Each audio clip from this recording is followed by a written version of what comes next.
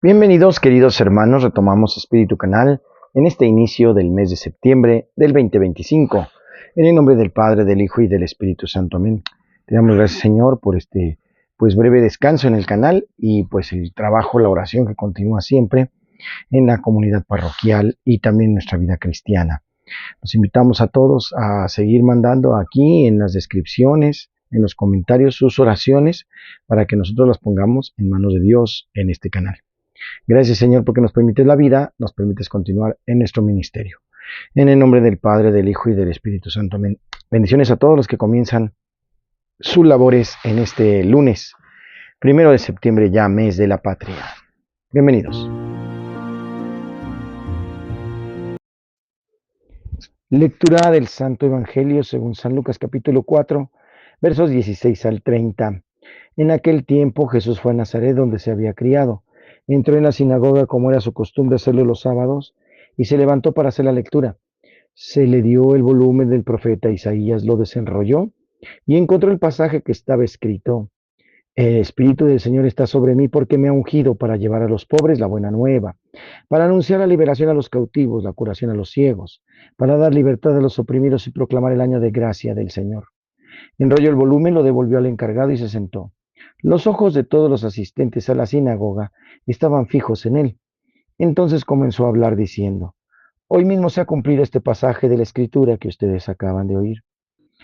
Todos les daban su aprobación y admiraban la sabiduría de las palabras que salían de sus labios. Y se preguntaban: ¿no es este el hijo de José? Jesús les dijo: seguramente me dirán aquel refrán médico: cúrate a ti mismo y haz aquí en tu propia tierra todos esos prodigios que hemos oído que has hecho en Cafarnaúm. Palabra del Señor.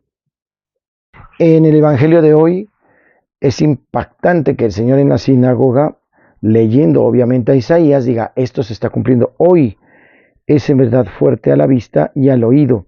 Nadie le quita la mirada de encima a Jesús después de esta proclamación de la palabra de Dios y con toda la fuerza de su boca, su autoridad. Imagínense ustedes cómo se sentirá el oprimido si es liberado. Imagínense ustedes cómo se encontrarán los ciegos si empiezan a ver, o los que están encarcelados que se les dé libertad, o aquellos que están oprimidos, tristes, se les dé la alegría. Y si hoy se ha cumplido esto, el Señor está entre nosotros, se cumple su palabra, Él transforma toda nuestra realidad y toda nuestra vida en el Evangelio de hoy. Gracias. El tema de hoy: ¿por qué en los protestantes no existen los santos? En el camino protestante llegan a llamar Salón Católico de la Fama a los santos. Sin embargo, cuando se empieza a leer la vida de esos heroicos hombres con un gran testimonio de fe, incluso hasta el punto de la tortura y ejecutar la vida, muchas veces en una muerte espantosa, claramente amando a Jesús, se les da la gracia de ser valientes y elocuentes, siguiendo el ejemplo de San Esteban o muchos otros hombres y mujeres fieles a la era apostólica. Para esa consternación, cuando se profundizan los escritos de estos grandes cristianos, se descubre que tienen verdaderamente tendencias romanas, o sea, católicas, lo que lleva a concluir que no deben ser considerados verdaderos santos, o sin importar cuál santo puede haber parecido. Cuando se resiste el corazón protestante a aceptarlo, piensa o habla así. Sin embargo, se siente un corazón engañado cuando todas estas historias, estas vidas verdaderamente ejemplares, se han ocultado. Y se quisiera tener en el equipo a esas grandes personas con ese gran testimonio. Por ejemplo, San Francisco, San Agustín, etc. En la teología de Juan Calvino y Martín Lutero, todos los indicios están echados fuera acerca de la vida de los santos. Todo habría ido bien si se detiene ahí, pero pues piensan que hay cosas extrañas en nuestro cristianismo. Se pensaba entonces que San Agustín no podía estar en el equipo de los protestantes, entre otros grandes, aunque ellos lo reconocen como San Pablo. Por eso la palabra católico, la palabra santo, difiere lo que se encuentra en la Biblia, en las Escrituras. Dicen que los santos no son aquellos cristianos que han muerto y se han ido con Cristo, sino los miembros de la iglesia que aún viven en su vida terrenal. Entonces, como protestantes, se sienten bien al llamarles santos, pero en la cuestión cristiana católica, ¿verdad? No aceptan muchas canonizaciones o aplicar ese título, de manera que la Biblia no senta explícitamente un precedente. ¿Por qué el catolicismo es verdadero? Los santos católicos tuvieron una fe heroica en Jesucristo y vivieron esa fe en espíritu y en verdad. Aquellos a quienes la Iglesia llama santos fueron hombres y mujeres que amaron a Dios, aceptaron su amor de una manera que penetró en cada parte de sus vidas. Como protestantes inquisitivos, anhelan amar a Dios como ellos. Era la mejor forma que podían ser cristianos, el cumplimiento de los mandamientos de Cristo de amar a Dios y a los demás pues con todo el corazón. Fueron misericordiosos, valientes, brillantes, humildes, santos, y eran católicos como el Papa. Creían en la presencia real de Jesucristo en la Eucaristía y el poder de la confesión y de los demás sacramentos, incluso la autoridad de la Iglesia. Pero los protestantes no se dan cuenta de que los santos católicos son impresionantes, no a pesar de creer en una religión falsa, sino porque creían en una religión verdadera. De hecho, si dejamos que el catolicismo sea verdadero, el comportamiento y la vida de los santos encajan perfectamente. Recibieron el Espíritu Santo y sus dones y su poder. Dieron sus frutos, fueron fortalecidos contra el pecado mediante la recepción de la Eucaristía. Permanecieron en constante amistad con Dios. A través del sacramento de la confesión, se les dieron gracias para cumplir sus llamados vocacionales en el matrimonio, la vida religiosa y el sacerdocio.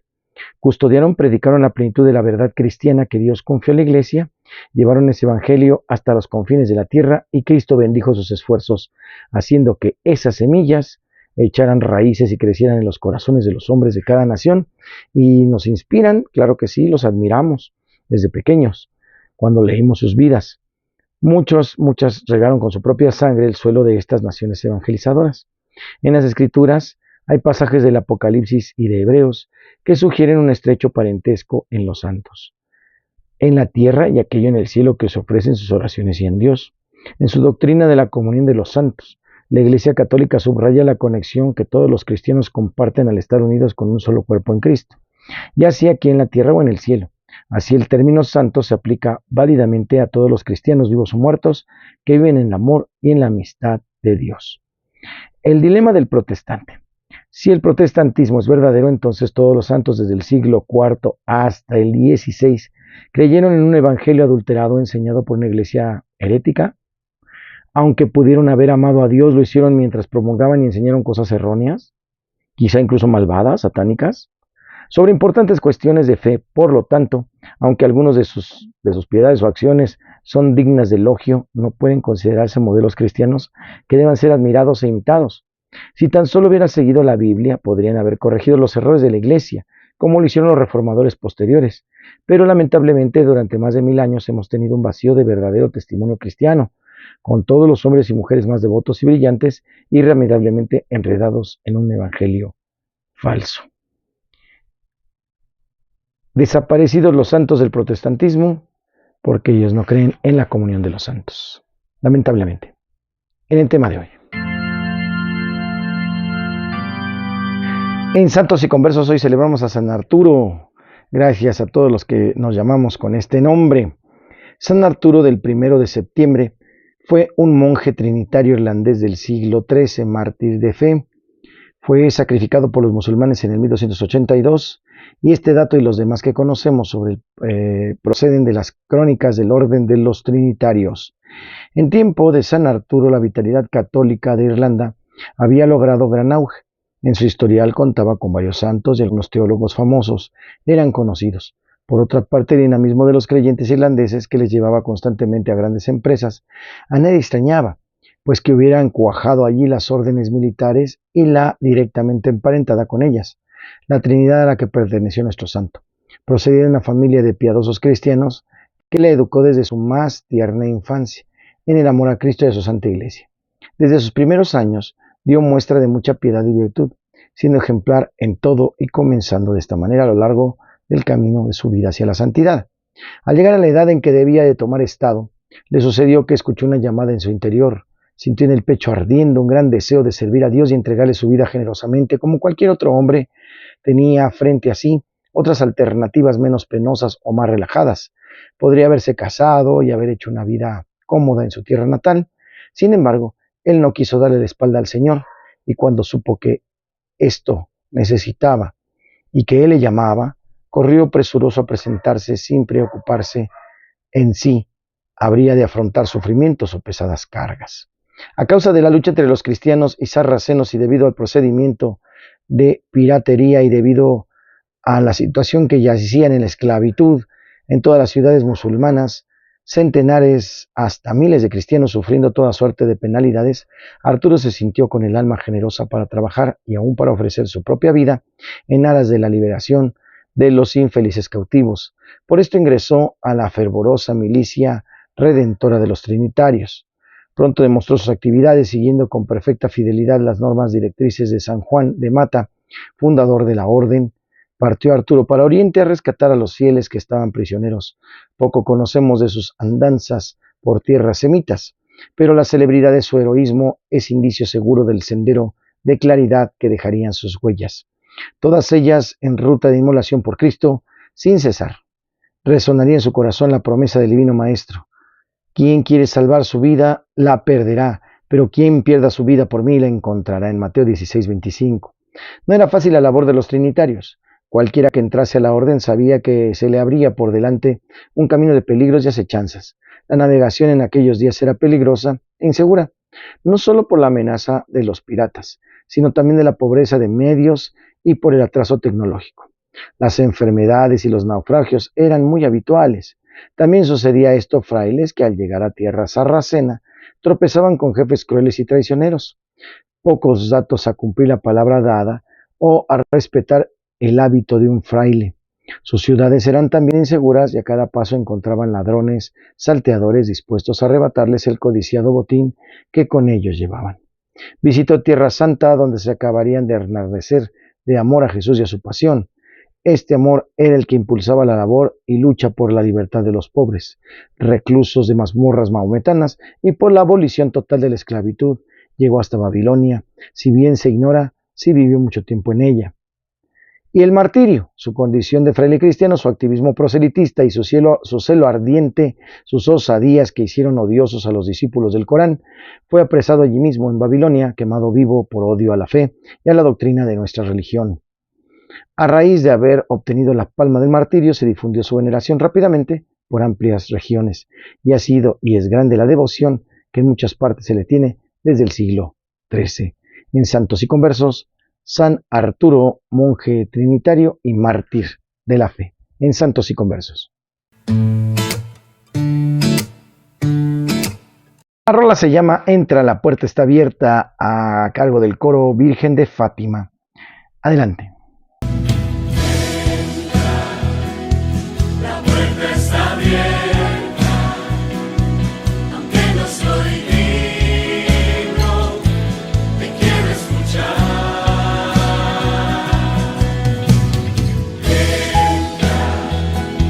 La puerta está abierta, quiero que conmigo vengas a cenar.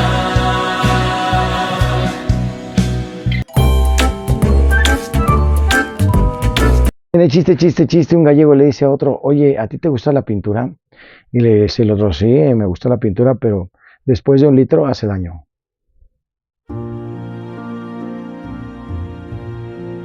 En curiosidades, ¿por qué a las iglesias se les dice casa de Dios?